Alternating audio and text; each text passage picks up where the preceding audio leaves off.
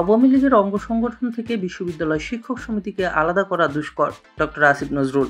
গত দেড় দশকে পছন্দমাফিক নিয়োগের কারণে বিশ্ববিদ্যালয় শিক্ষক সমিতিগুলো একচেটিয়া নেতৃত্বে রয়েছেন সরকারপন্থী শিক্ষকেরা। তাদেরই নেতৃত্বে প্রত্যয় স্কিমে অন্তর্ভুক্ত বাতিলের আন্দোলনে শিক্ষক কর্মকর্তা কর্মচারীরা অংশ নিচ্ছেন। তাদের সর্বাত্মক ধর্মঘটে অচল হয়ে পড়েছে পাবলিক বিশ্ববিদ্যালয়গুলো। এই পেনশন স্কিম একইভাবে প্রযোজ্য হতে যাচ্ছে রাষ্ট্রায়ত্ত ও স্বায়ত্তশাসিত প্রতিষ্ঠানের কর্মরতদের ক্ষেত্রে। পত্রিকার সংবাদ অনুসারে এই স্কিম নিয়ে ক্ষোভ আছে তাদের মধ্যেও, কিন্তু শিক্ষকদের তুলনায় তাদের স্বাধীনতা নেই। ক্ষোভ বা আপত্তি প্রকাশের সুযোগও অনেকটা নেই তার দেশে। আর দেশে শিক্ষকদের এমন একটা যৌক্তিক আন্দোলনে অন্যদের হয়তো এ কারণে প্রকাশ্যে সমর্থন দেখা যাচ্ছে না। তবে সামাজিক যোগাযোগ মাধ্যমে বিষয়টি আলোচিত হচ্ছে। অস্বীকার করার উপায় নেই, সমর্থনের পাশাপাশি সেখানে শিক্ষকদের এই আন্দোলন নিয়ে রয়েছে নানা ধরনের শ্লেষ ও সমালোচনাও। এসব সমালোচনায় এড়িয়ে যাওয়া সমীচীন হবে না বলে আমি মনে করি। আমাদের অনেক শিক্ষক নিজেদের জাতির বিবেক বলতে ভালোবাসেন, বিশ্ববিদ্যালয়ের গৌরবময় ঐতিহ্যের কথা বলেন। মহান স্বাধীনতা আন্দোলন থেকে 90-এর গণতন্ত্র প্রতিষ্ঠার আন্দোলনে সত্যি শিক্ষকদের গৌরবময় ভূমিকা ছিল, কিন্তু এরপর ধীরে ধীরে বিশ্ববিদ্যালয় শিক্ষকদের অনেকে সমাজে তাদের সম্মান ও মর্যাদা হারাতে থাকেন সরকারের প্রতি লেজুর ভিত্তিক মনোভাবের কারণে। গত কয়েক বছরে আওয়ামী লীগের একচেটিয়া শাসনামলে এটি এতটাই বেড়েছে যে দলটির অঙ্গ সংগঠনগুলো থেকে বিশ্ববিদ্যালয় শিক্ষক সমিতিগুলোকে আলাদা করা দুষ্কর হয়ে পড়েছে।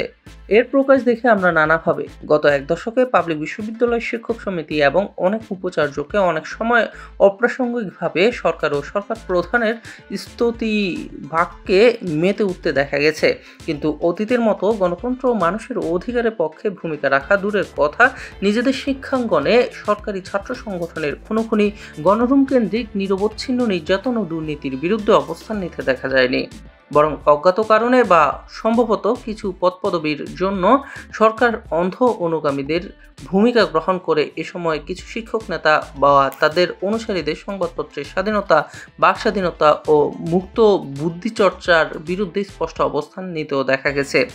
এসবের ব্যর্থতার পাশাপাশি সমপেশীদের একই ধরনের আন্দোলনে আশ্চর্য উদাসীনতা প্রদর্শন করেছেন বিশ্ববিদ্যালয় শিক্ষকেরা। দিনের পর দিন প্রাথমিক মাধ্যমিক বিদ্যালয়ের শিক্ষক ও কলেজ শিক্ষকেরা তাদের বেতন ভাতা মর্যাদা রক্ষার দাবিতে বিশ্ববিদ্যালয়ের এলাকা শহীদ মিনার ও শাহবাগে আন্দোলন করেছেন। কখনো পুলিশের নির্মম লাঠিপেটার শিকার হয়েছেন। দু একজন শিক্ষক বাদে আমাদের শিক্ষকেরা বা শিক্ষক সমিতিগুলো এ নিয়ে একটু শব্দ উচ্চারণ করেনি। অন্যের এমনকি নিজেদের ছাত্রদের অধিকারের প্রশ্নে উদাসীন থেকে ক্ষেত্র বিশেষে তার বিরোধিতা করে আমরা আজ নিজেদের পাওনার আন্দোলন করতে গিয়ে বাধ্য হলেও বিশ্ববিদ্যালয় বন্ধ করে রেখেছি। সমাজে এ নিয়ে প্রশ্ন ওঠাই স্বাভাবিক। আমি মনে করি এসব কর্মকাণ্ডের মাধ্যমে শিক্ষক সমাজে শুধু নিজেদের নৈতিক অবস্থান দুর্বল করেনি, নিজেদের দর কষাকষির শক্তিরও ক্ষতি করেছে। পেনশন স্কিম বাতিলের আন্দোলন যৌক্তিক হলেও তার সফলতা তাই প্রধানত সরকারের সদিচ্ছার উপর নির্ভরশীল। এমন আশঙ্কাও অযৌক্তিক নয় যে সরকার শক্ত অবস্থান নিলে নিজেদের পদপদবি প্রাপ্তির সম্ভাবনা কমে যাওয়ার পরিস্থিতি তৈরি হলে এই আন্দোলন থেকে কিছু শিক্ষক নেতা কৌশলে সরে আসার চেষ্টা করতে পারেন। বিশ্ববিদ্যালয় শিক্ষকেরা অবশ্য সমাজের বাইরে কিছু নন। দেশের সব পেশাজীবীর মধ্যেও রয়েছে একই ধরনের অবস্থা। গণতন্ত্র ও মানুষের অধিকার রক্ষার আন্দোলনে অতীতে গৌরবময় ভূমিকা পালন করতে সাংবাদিক ও আইনজীবীদের সংগঠনগুলো।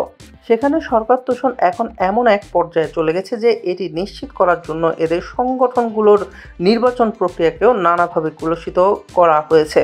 পেশাজীবী সংগঠনের পাশাপাশি রাষ্ট্রীয় প্রতিষ্ঠানগুলোকে সরকার দলীয় সংগঠনের মতো কাজ করতে দেখা গেছে কখনো কখনো। এমনকি পুলিশ সহ বিভিন্ন বাহিনী প্রধানকে প্রকাশ্যে সরকারের রাজনৈতিক পদক্ষেপের পক্ষে ভূমিকা রাখতে দেখা গেছে।